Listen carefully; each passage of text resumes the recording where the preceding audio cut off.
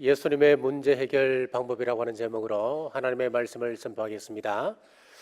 인생 여정에서 절망적인 상황을 만나게 되면은 모든 것이 끝난 것처럼 포기하는 사람이 있는가 하면은 절망과 좌절을 거부하고 희망을 붙드는 사람이 있습니다. 가능성의 세계를 보고 내가 할 수 있는 작은 일부터 시작합니다. 이런 사람이 신앙의 사람입니다. 지금 우리의 정치는 방향을 잃고 표류하는 배와 같습니다.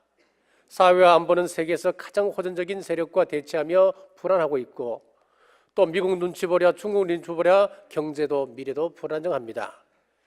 그러나 우리 그리스도인들은 바로 이때 희망을 선포합니다. 모든 사람들이 죽게 생겼다고 이야기할 때 오히려 우리는 기적을 이야기합니다. 어떤 시골 청년이 서울에 가서 돈을 벌어야 되겠다고 이야기하니까 옆에 있던 친구가 이렇게 근심 어린 눈으로 보고 이렇게 이야기합니다. 야, 친구야, 정말 잘 생각해야 된다. 서울에 가면 물 한 병 또 돈 주고 사 마셔야 된대.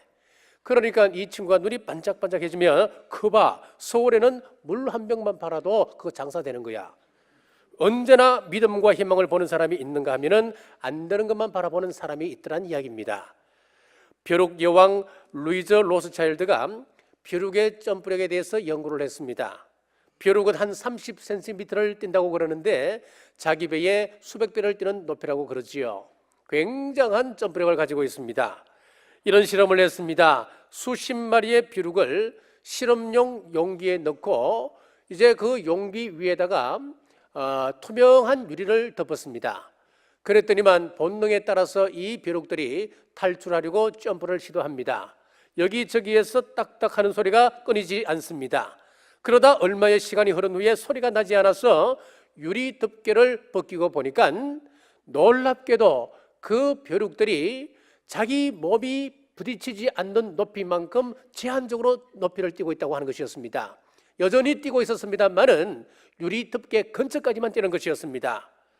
이제 유리 덮개가 없으니까 자신의 능력으로 충분히 용기 밖으로 빠져나올 수 있는데도 더 높이 뛸 시도조차 하지 않더라고 하는 이야기입니다. 로스차일드가 한 가지 실험을 더 했습니다. 벼룩이 들어있는 그 용기를 알코올 램프에 불을 붙이고 그 위에 올려놓았더니만 용기가 뜨거워지기 시작했습니다. 그랬더니 그 안에 있는 벼룩들이 자연스럽게 생존 본능이 발동이 되어서 유리 덮개에 부딪히든 말든 최대한 높이 뛰어서 그 용기를 탈출하더라가 한 이야기입니다. 이것은 우리 인생과 똑같습니다. 처음에는 인생을 거침없이 살아가다가 이런저런 어려움을 겪지요. 그런 어려움을 겪다 보면 스스로 위축되고 자신을 제한하게 됩니다. 내 환경이 어떻고, 내 가정이 어떻고, 내가 배운 지식이 얼마만큼이고, 내 학벌, 내 나이, 내 집안이 어떻고, 자신의 조건에 갇혀서 부정적인 인생이 되어져 버립니다. 오늘 본문에 우리 예수님께서는 무슨 말씀을 하시는지 본문을 통해 우리 주님의 말씀을 듣겠습니다. 먼저 본문의 배경입니다. 1절을 보십시오. 그 후에 예수께서 디베랴의 갈릴리 바다 건너편으로 가시매, 그 후에라고 하는 것은 5장에 예수님께서 예루살렘에서 안식일에 38년 된 병자를 고친 사건 그 이후란 이야기입니다. 또 예수님 자신을 하나님과 동등하게 표현했다고 하는 그 이유 때문에 유대인들이 예수님을 죽이려고 했던 바로 그 후의 이야기입니다. 그 후에 예수님께서 갈릴리 바다 건너편으로 가셨습니다. 4절을 보시면은 마침 유대인의 명절인 유월절이 가까운지라. 유월절이 되면 대부분의 유대인들은 예루살렘을 향하여 순례 여행을 떠나게 됩니다. 그런데 예수님은 예루살렘으로 가지 않으시고 갈릴리 바다 건너편으로 향하고 있습니다. 왜 예수님께서 예루살렘으로 가지 않으시고 갈릴리 건너편으로 가셨을까요?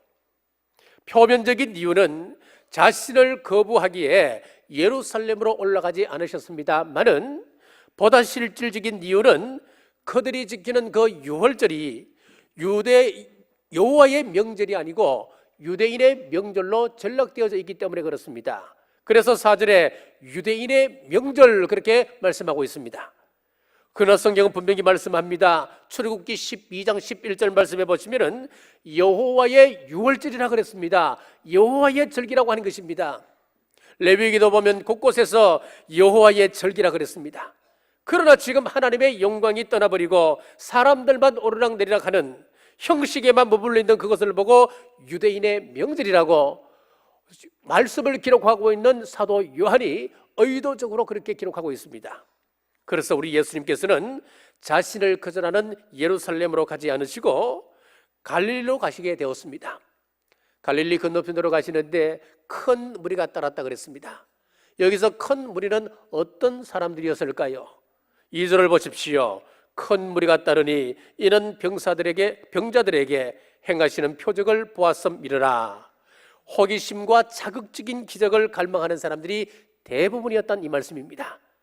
오늘 또 생명에 대한 갈증을 느끼기보다는 기적이나 눈여기로 교회를 찾는 사람들이 종종 있을 수 있다고 하는 이야기입니다. 예수님께서 산에 오르셨습니다. 3절입니다. 예수께서 산에 오르사 제자들도 함께 거기 앉으시니, 마태복음에서는 이곳을 빈들이라고 말씀을 했습니다. 마태복음 14장 15절입니다.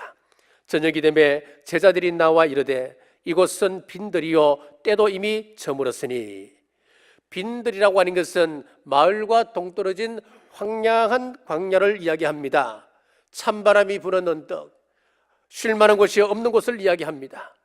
이곳에 배가 고파 지친 모습들, 또 병든 몸을 이끌고 고쳐보려고 앉아있는 그 모습들 한번 상상해 보십시오. 이 빈들은 허기진 사람들에게는 아무런 대책이 없는 곳입니다.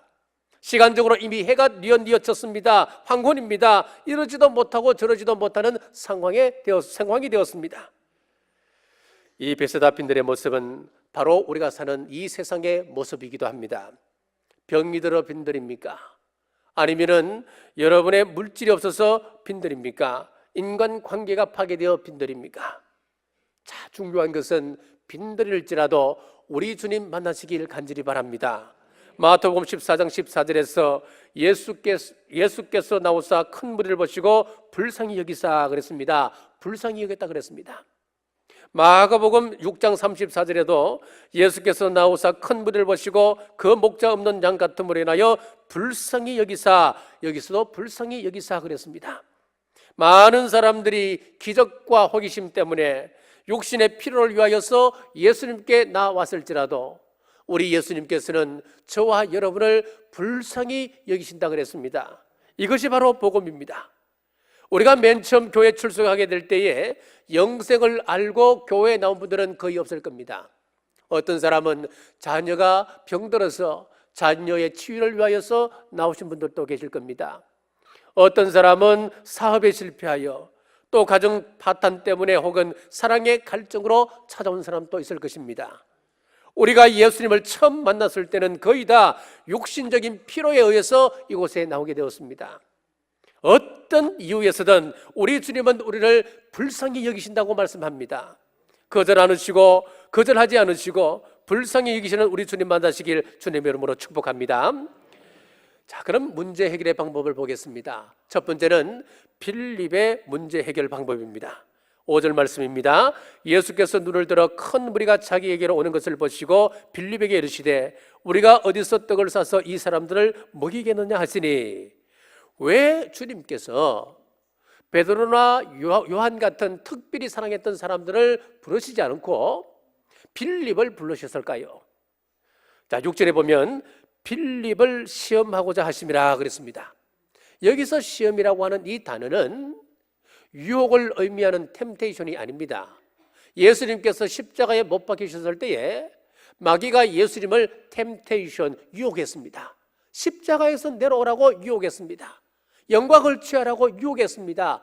여기서 시험이라고 하는 것은 이런 유혹의 의미가 아니고, 우리 학생들이 중간고사를 칩니다. 중간고사를 치는 것은 유혹이 아니지요. 이것은 테스트입니다. 네 실력이 얼마만큼 성장했는가, 이거 시험하는 거예요. 여기서 시험이라고 하는 것은 학생이 중간고사를 치는 시험을 의미하는 거예요. 테스트입니다. 우리 하나님은 우리의 믿음을 시험할 때가 참 많습니다. 사업을 할 때, 사업자를 만날 때 우리가 하나님 앞에 시험을 받을 수도 있습니다. 가정의 건강에 큰 위기로 우리를 시험하실 수도 있습니다. 그런데 왜 하필이면 빌립을 선택하셨을까요? 요한복음 1장 44절에 보면은 빌립이 베세다 사람이었습니다. 빌립은 안드레와 베드로와 한 동네 베세다 사람이라 지금 베세다 들판에서 지금 이 일이 이루어지고 있습니다. 자신의 동네니까 누구보다도 이 동네 사정을 잘 알고 있습니다. 빌립의 응답을 보십시오. 7절입니다. 빌립이 대답하되 각 사람으로 조금씩 받게 할지라도 200데나리온의 떡이 부족하리이다.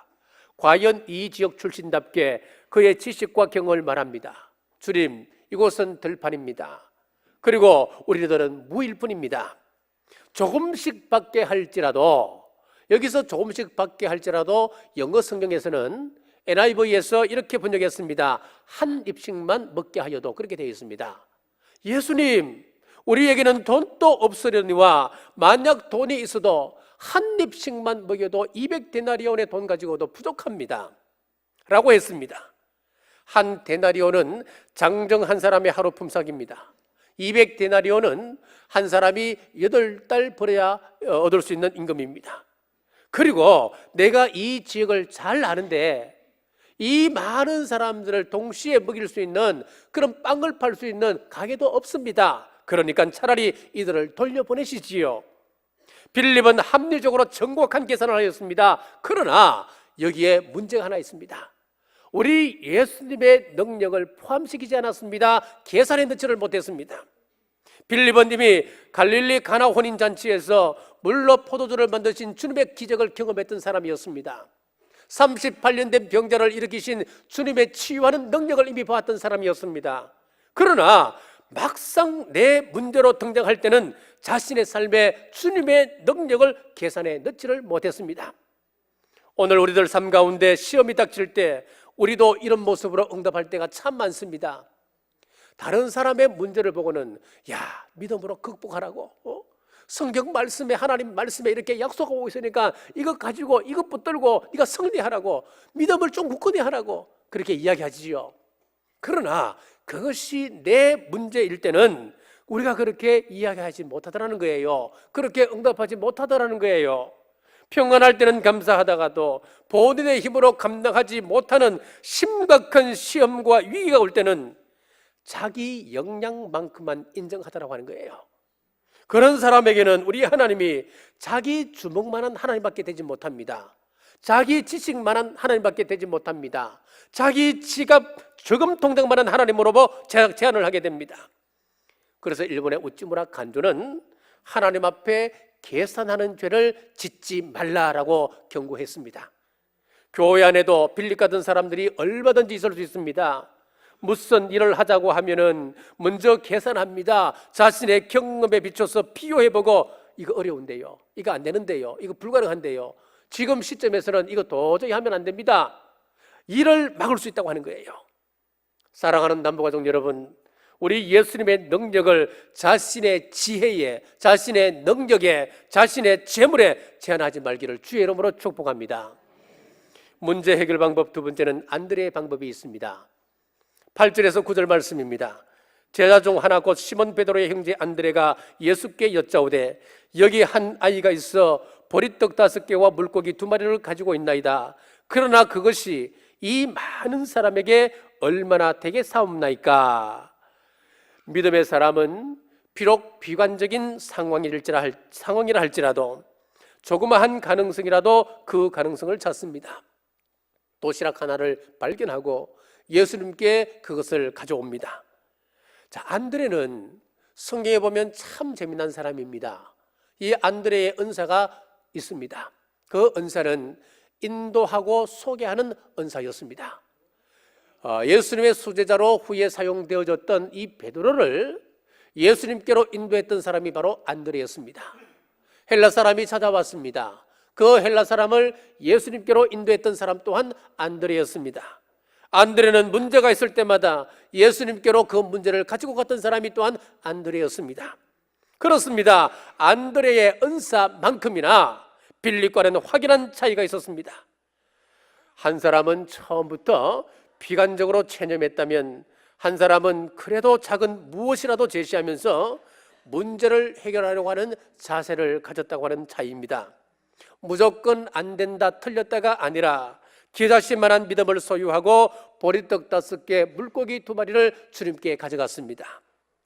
다른 제자들이 이 모습을 보고 뭐라고 생각했겠습니까? 속으로 얼마나 비웃었을까요? 야, 안드레 쟤는 참 안 될 친구야. 제가 정신이 있어 없어? 지금 이 심각한 상황에 지금 장난하냐 장난? 안드레가 다른 제자들의 그 비웃음을 몰랐을까요? 안드레가 정말 합리적으로 생각하지 못하는 바보였을까요? 아니었습니다. 그도 이 도시락 하나가 큰 무리 앞에서 보잘것없는 것이라고 잘 알고 있었습니다. 그래서 이것이 이 많은 사람에게 얼마나 되겠사옵나이까 그렇게 되묻는 것이었습니다. 그러나 이 안드레가 알고 있는 것이 하나 있었습니다. 그것은 바로 우리 주님의 마음이었습니다. 우리 예수님께서 얼마나 안타까운 심정으로 이 무리들을 먹이고자 하신다는 것을 그는 알았습니다. 예수님의 마음을 알았습니다. 자, 또 하나는 예수님의 능력을 믿었습니다. 예수님께서 가나 혼인잔치에서 물을 가지고 포도주로 만든 기적을 베푸신 분, 38년 된 병자를 고치셨던 능력의 주님, 그렇기 때문에 보잘것없는 오병이어를 꼬투리로 5,000명을 먹이실 것을 그는 기대했습니다. 이런 믿음이 있었기 때문에 그는 비웃음을 극복하고 손때 묻은 보리떡 5개와 물고기 2마리를 가지고 나올 수 있었습니다. 조각가로 유명한 미켈란젤로를 우리는 다 잘 압니다. 이분은 천재였습니다. 모든 방면에 큰 업적을 이뤘던 사람이기도 하지요. 그는 한 돌을 보고 거의 미칠 지경으로 큰 소리로 웃으면서 이렇게 이야기했습니다. 야, 다윗이 걸어나오고 있다. 다윗이 걸어나오고 있어. 사람들이 이렇게 생각했습니다. 천재 가운데 종종 미치는 사람이 있다 하더니만 이제 미켈란젤로가 드디어 미쳐가는구만. 지금 이 돌을 보고 돌을 앞에 두고 다윗을 이야기하고 있는 그를 이해를 못했습니다. 자, 미켈란젤로가 정성을 다하여 조각을 시작했습니다. 돌을 빚어내기 시작했습니다. 거기서 아름다운 다윗상을 만들게 되었습니다. 미켈란젤로는 평범한 돌을 보면서 그 돌에서 다윗상이 만들어질 것을 미리 보았습니다. 이것이 바로 믿음의 안목인 것입니다. 인간의 눈으로는 분명히 부족하지만 그래도 믿음을 가지고 가능성을 찾았습니다. 다니엘이 왕의 명령을 어겼을 때에 대책을 가지고 그 명령 어긴 것 아니었습니다. 아무런 대책이 없었습니다. 오직 하나님만 바라보았습니다. 그랬더니 천사가 사자의 입을 봉개버렸습니다. 히스기야 때 산헤립의 군대가 예루살렘을 포위했습니다. 누가 봐도 예루살렘은 곧 멸망입니다. 그때 히스기야가 머리를 굴리지 않았습니다. 인간적인 계책을 꾸미지 않았습니다. 그가 한 것은 단 한 가지, 산헤립의 협박 편지를 들고 하나님의 성전에 올라가서 무릎을 꿇었습니다. 하나님께 보이며 기도했습니다. 그랬더니 하나님께서 특별하신 방법으로 18만 5천 명이라고 하는 대군을 하루아침에 송정으로 만들어버리셨습니다. 세계적인 원자력 과학자요 과기처 장관을 2회나 역임했던 정근모 장로님을 우리는 잘 압니다. 그는 경기고 1학년 때 좌퇴를 하고 검정고사를 쳤습니다. 검정고시를 했습니다. 서울대 물리학과에 들어갔습니다. 4년 동안 우수한 성적으로 졸업하고 이제 장학생으로 미시간 대학에 미국 미시간 대학으로 들어갔습니다. 그곳에서 석사 과정을 뛰어넘고 바로 박사 과정을 밟는데 6개월 만에 패스하고 논문이 패스되었습니다. 그래서 27세에 미국에서 정식 교수가 되었습니다. 자, 이런 사람이 하나님을 인정하기 참 어렵지요. 그런데 그의 아들이 중병에 걸려서 몇 번의 수술을 하는데도 차도가 없는 겁니다. 자신은 천재요, 세계적인 원자력 그런 과학자지만 자식을 위해서 할 수 있는 것이 하나도 없는 겁니다. 그때 비로소 주님께 무릎을 꿇었습니다. 사랑하는 여러분, 한계 속에 갇혀 아집으로 살다가 망하는 사람 되지 말고 인간의 한계를 겸손히 고백하고 하나님을 의지했던 안드레 같은 여러분 되시길 주의 이름으로 축복합니다. 문제 해결 방법 세 번째는 자기 도시락을 내어놓았던 소년입니다. 9절 말씀입니다. 여기 한 아이가 있어 보리떡 5개와 물고기 2마리를 가지고 있나이다. 보리떡이 무엇입니까? 과거 우리나라가 못 살 때에 짐승에게 주는 살겨 그리고 보리겨 이런 것이 있었습니다. 자, 이것을 곱게 갈아서 이제 떡을 만드는데 살겨떡이었죠. 이 겨떡이 바뀌어서 개떡이 되었습니다. 자, 그리고 오늘 성경에 나오는 이 보리떡도 똑같습니다. 나귀에게 먹이는 그 보리겨로 가난한 집에서는 떡을 만들어서 그것을 종종 먹기도 했다고 합니다. 자, 그리고 물고기라고 번역된 옵사리오는 어부들이 거물을 털 때에 큰 물고기는 광줄에 담습니다. 작은 물고기는 성경의 법을 따라서 다시 바다에 놓아주게끔 되어 있습니다. 그런데 큰 물고기도 아니고 작은 물고기도 아닌 중간치기 어중간한 것이 있습니다. 이런 것들은 어떻게 하느냐면 그냥 땅에 던져둡니다. 그러면 가난한 사람들이 와서 그것을 주워서 소금간을 해서 그것을 음식으로 사용을 했습니다. 여기 나와 있는 이 물고기는 바로 그런 물고기 옵사리온이었습니다. 지금 예수님 앞에 보리떡 5개와 물고기 2마리가 바쳐진 겁니다. 어린 아이니까 이런 보리떡을 가져왔고 이런 옵사리온을 주님께 바칠 수 있지, 어른 같으면 창피해서 어떻게 그런 보리떡을 내놓을 수 있겠습니까? 그러나 보잘것없는 손에서 나온 보잘것없는 도시락이었습니다만은 이것이 우리 예수님 손에 들려오실 때에 그 의미가 달라졌습니다. 우리 성경의 역사를 보면은 보잘것없는 것을 사용하여서 하나님의 큰 역사를 이루어 가셨습니다. 나귀의 턱뼈가 무슨 가치가 있습니까? 땅에 버려져서 사람에게 짓밟힐 수밖에 없는 무가치한 존재가 나귀 턱뼈 아니었습니까? 그런데 이런 나귀 턱뼈가 하나님의 종 삼손의 손에 들려오셨을 때에 원수 블레셋 1000명을 무찌를 수 있는 능력의 무기가 될 수 있었습니다. 작은 물맷돌, 그게 무슨 의미가 있었겠습니까마는 하나님께서 그것을 다윗 손에 쥐어주셨을 때에 이스라엘의 원수 골리앗을 죽이는 무기가 되었습니다. 자, 이렇게 할 때 우리 주님께서 축사하셨습니다. 10절에서 11절입니다. 예수께서 이르시되 이 사람들로 앉게 하라시니 그곳에 잔디가 많은지라. 사람들이 앉으니 수가 5,000명쯤 되더라. 예수께서 떡을 가져 축사하신 후에 앉아있는 자들에게 나눠주시고 물고기도 그렇게 그들의 원대로 주시니라. 주님 손에 들려졌던 이 오병이어는 단순한 오병이어가 아니었습니다. 이 오병이어 안에는 주님께서 원하시는 것들이 다 들어있습니다. 안드레의 믿음이 들어가 있습니다. 한 아이의 헌신이 들어가 있습니다. 그리고 믿음에는 실패했습니다만은 제자들의 순종의 여기 들어가 있습니다. 마가복음에서는 제자들에게 이제 나눠주라라고 말씀하고 있습니다. 마가복음 6장 41절입니다. 예수께서 떡 5개와 물고기 2마리를 가지사 하늘을 우러러 축사하시고 떡을 떼어 제자들에게 주어 사람들에게 나눠주게 하시고 또 물고기 2마리도 모든 사람에게 나누시매. 여기서 우리 제자들의 순종을 볼 수가 있습니다.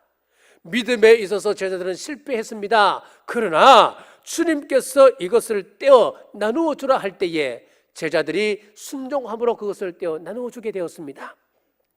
왜 선악과를 먹음으로 인류가 타락했겠습니까? 복잡할 것 없습니다. 단순합니다. 결론은 하나입니다. 하나님께서 먹지 말라는 것 먹었으니까, 즉 순종하지 않았으니까 그것이 죄가 되었습니다. 하나님이 왜 노아를 의인이라고 인정해 주셨습니까? 순종했기 때문에 그렇습니다. 자기 이성으로 감당하기 어려운 일들을 했습니다. 120년 동안 산 위에서 어떻게 방주를 지을 수 있겠습니까? 그러나 그는 순종했습니다. 마찬가지로 오늘 제자들은 믿음에는 분명히 실패했습니다만은 순종에는 성공했기 때문에 오늘 기적사역에 그들은 쓰임받을 수 있었습니다. 어떤 기적입니까? 빌립의 믿음은 조금씩 줄지라도 였습니다만은 우리 주님은 저들이 원하는 대로 주시더라 였습니다. 우리 주님께서는 생선 10마리를 달라면 10마리를 주게 했습니다. 떡을 많이 달라면 떡을 많이 주었습니다. 나는 비린내가 싫다 그러면 생선을 주지 않았습니다. 그랬더니 장정 5,000명이 먹고 13절에 보니까 남은 조각이 12바구니에 찼더라. 우리 하나님의 분배의 원칙, 생명 공급의 원칙에 순종하게 되면 우리가 빈손으로 시작했지만은 12광주리를 남기게 되더라라고 하는 이야기입니다. 이것은 영혼을 섬기는 분들이 체험하는 특권이기도 합니다. 종종 우리 권사님들, 구역장 권사님들 이야기를 들어보면은 내가 가르치다 보니까 내가 더 배우게 됩니다. 그렇게 고백하는 사람들을 종종 봅니다. 내가 섬기는 봉사하는 위치에 있을 때에 그들을 다하여 성심을 다하여 그들을 섬길 때에 내 영혼이 살아납니다. 그렇게 고백하는 사람이 종종 있습니다. 사역에 직접 참여하다 보니까 내가 은혜를 끼치는 것보다 내가 더 은혜 받습니다. 이런 간증을 종종 듣지요. 그 말이 바로 이 말입니다. 누구에게든 빈들의 기적을 일으킬 수 있는 믿음의 씨앗을 다 가지고 있습니다. 저도 믿음의 씨앗이 있습니다. 여러분에게도 기적을 일으킬 수 있는 씨앗을 가지고 있습니다. 우리 주님께서 내 손에 무엇이 있느냐 묻고 계십니다. 노래하는 은사, 가르치는 은사, 봉사하는 은사, 전도하는 은사, 섬기고 접대하는 은사, 긍휼히 여기는 은사, 수도 없이 우리는 많은 기적의 씨앗을 가지고 있습니다. 미디안 광야에서 하나님께서 모세에게 내 손에 든 것이 무엇이냐? 지팡이니이다. 그것이 우리 하나님 손에 들리고 사용되어질 때에 그 지팡이는 능력의 지팡이가 되어서 홍해를 갈랐습니다. 반석을 갈라 생수를 내게 되었습니다. 사르밧 과부에게 엘리사가 묻습니다. 내 집에 무엇이 있느냐? 가루 한 움큼과 병에 기름이 조금 있나이다. 그것을 엘리 앞에 내놓을 때에 기름과 밀가루가 마르지 않는 기적을 경험했습니다. 주님은 이 시간 내 재능이 무엇이냐 물으십니다. 이 은사를 내가 숨겨두고 움켜쥐고 있으면 곧 소멸되고 맙니다. 그러나 그것을 하나님 나라 위하여 안들의 믿음과 소년의 헌신과 제자들의 순종이 되어지면 오병이어의 기적의 씨앗이 됨을 믿으시고 우리 남은 여생 기적의 주인공으로 하루하루 살아가시는 우리 남부의 온 권속들 되시길 주님의 이름으로 축복합니다. 기도하겠습니다. 전능하신 아버지 하나님, 은혜와 사랑을 감사합니다. 우리 주님께 자기가 먹을 도시락을 내어놓았던 어린아이의 헌신과 안드레처럼 주님 등정 믿는 믿음과 제자들처럼 믿음에는 실패했지만 순종으로 오늘 기적을 경험했습니다. 이 시간 어린아이 같은 순수한 믿음을 회복시켜 주셔서 우리 주님 마음에 합한 우리 남부의 온 가족들 될 수 있도록 인도하여 주옵소서. 예수님 이름으로 간절히 기도드리옵나이다.